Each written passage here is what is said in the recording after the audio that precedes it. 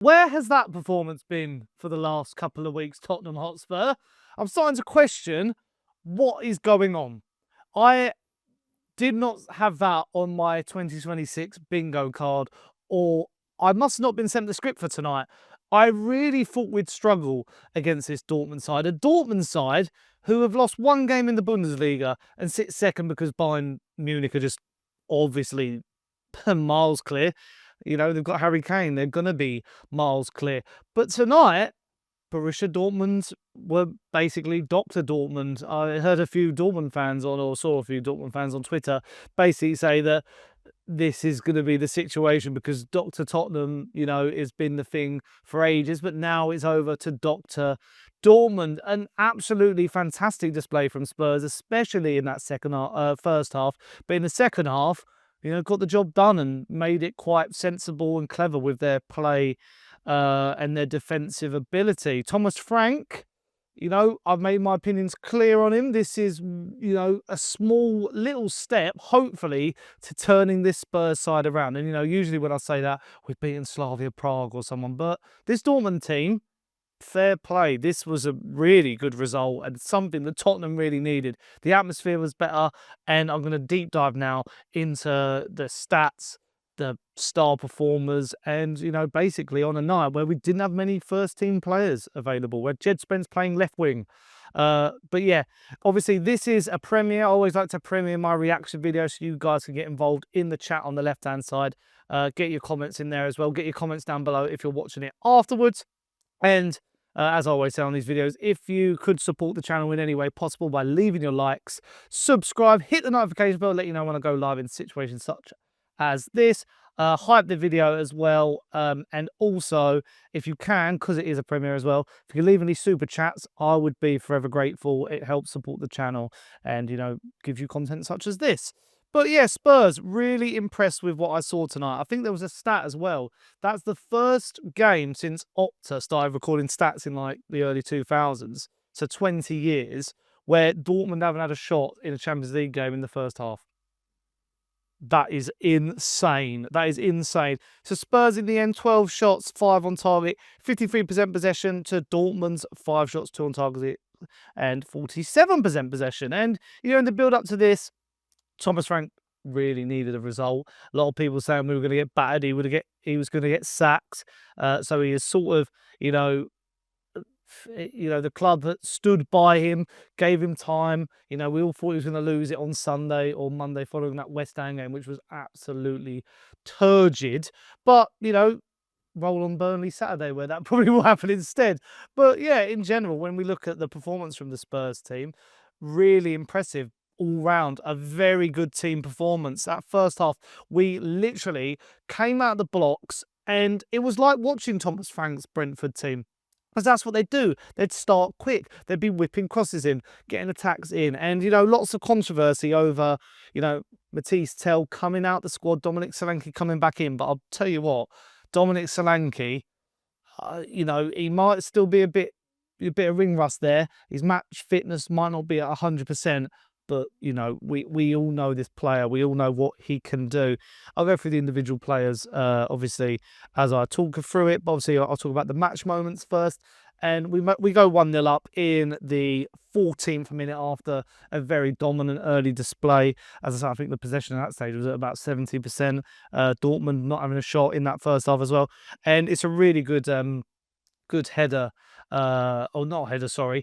It was sort of a set piece that got swung in. Wilson Odobert goes to have a shot and misses the ball completely. Then somehow Julian Brandt doesn't know where he is. Wilson Odobert's then able to put in a really good cross, and Cristian Romero, one of our, I think him and Mickey van der Ven have got 11 goals between them, and tucks it away like he's a striker. I think our top goal scorer in the Champions League's own goals, and then Mickey and probably Cootie as well are up there. So really good to get the ball rolling. And then we were doing so many good patterns of play. Xavi Simons was pulling the strings. Really impressed with what I saw from him. Maybe, you know, Nico Schlotterbeck, who I was really worried about facing in this Dortmund side, couldn't handle our forward line for once. We go 2-0, another really good passage of play. And Dominic Solanke tucks it home again. Another Wilson Odobert assist. Solanke, I mean, Did he mean it? Probably not. I mean, we saw his reaction. He was doing like this. So probably didn't mean it, but, got to be there to finish them, haven't you? And then as we go into that second half, some, more, really cohesive defending, some, good moments where we could have probably made it 3 or 4. But yeah, I mean, Pedro Porro at the end, what is he thinking? What is he thinking? What I'm thinking, shoot. He's taking more touches, and then loses control of it. But yeah, I mean, when I look at the Dortmund team as well, it just was a shock. People will say maybe Sonny, that red card made a difference. Is that a red card? Personally, I think in the modern game, yes. You can't really hold your leg out like that and dangle it studs up at that height, but maybe it's a little bit soft. So, but I still think, take that away, we were still dominating. We were still, we were 1-0 up at that point. I think, it was obvious, we were going to still win it. Dortmund looked shell-shocked. Dortmund really looked shell-shocked tonight.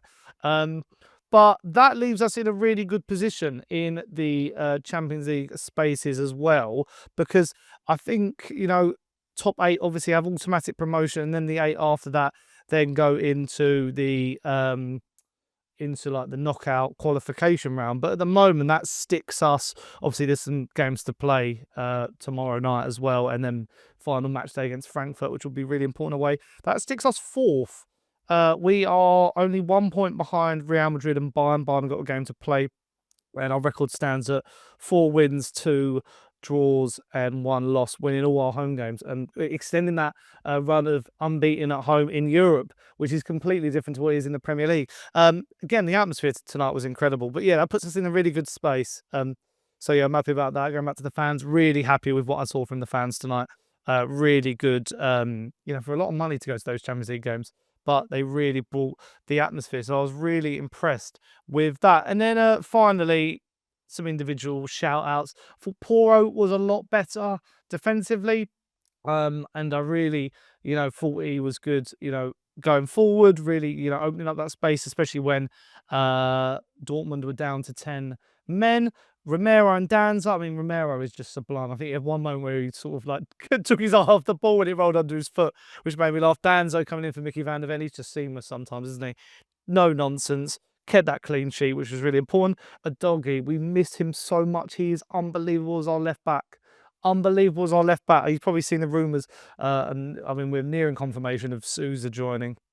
But yeah, Destiny Udogie coming in and looking great. I thought Gray and Bergvall were good. Hopefully Bergvall, just a bit of fatigue after that knock from the other week. Gray, really happy with how Gray's been progressing in this Spurs team. I thought he was good against West Ham actually in that first half. But just really, technically good. Saw a little bit of his nasty side, which I like to see. So he's, good in the tackle. I thought Odobert was really good, to assist for him tonight. Really getting better with his dribbling and picking out passes. Xavi Simons. We have got a player on our hands in Xavi Simons, by the way. He is phenomenal. He's outstanding. His range of passing, his through ball later in the game for Colomwani, really good. Unbelievable, Xavi Simons. Djed Spence as well. As left wing, probably one of our best wingers now at the club. So I was really impressed with him as well. And Solanke, as I said earlier on, really, really impressed with him. So where does this leave me with Thomas Frank? A lot of people will be saying, "Oh, Frank, I bet you're Frank in now. I bet you're Frank in." Thomas Frank has still got a lot to do at Spurs. He really does. It's not just like all's forgiven because he's beaten one team in the Champions League. He's now got to put a run of form together, especially if he wants to keep his job. So at the moment, I'm not back to Frank in. I'm still obviously on the Frank outside. I still need to see more. Because we've had a lot of false dawns. This is our best game Tottenham have played against a good opposition since Manchester City, and that was back in August. So, and we see what's happening with Manchester City now. Couldn't even beat Bodo Glimt. So, yeah, I think we've got to just be patient, see what happens. Burnley at the weekend is going to be a massive test. Probably bigger than this. Going away to Burnley, they got a result against Liverpool at the weekend. So, Thomas Frank, it's all on you now, buddy. You've shown you can do it. So, let's see what you can do from there. Obviously, as well, a debut for Byfield for Spurs. Really good to see. I think he becomes our youngest appearance maker in the Champions League. So, I was happy about that. I just want to mention this. So, you might have seen Barnaby Slater, fellow content creator. That was a little run there. He's started a live stream today of he's going to do a live stream until Thomas Frank is sacked. I think he's made a mistake doing that now, hasn't he? I mean, I was one of the first guests on it. Go and check it out and show some love and support, because obviously I was on there for an hour earlier. But yeah, Barnaby, you might be on it till the end of the season, buddy. But we'll see about that. But yeah, hope you have enjoyed. As I said, this has been a premiere as well. If you joined late, go and view it from the beginning when it goes back to video on demand. And if you can show your support in any way, super chats, likes, subscribe, notification bell hits, hyping the video as well, I would be really, really grateful. But yeah, that's all I've got to say. And now we can enjoy the rest of our weeks. So up the Spurs. I'll see you guys pretty soon. Bye.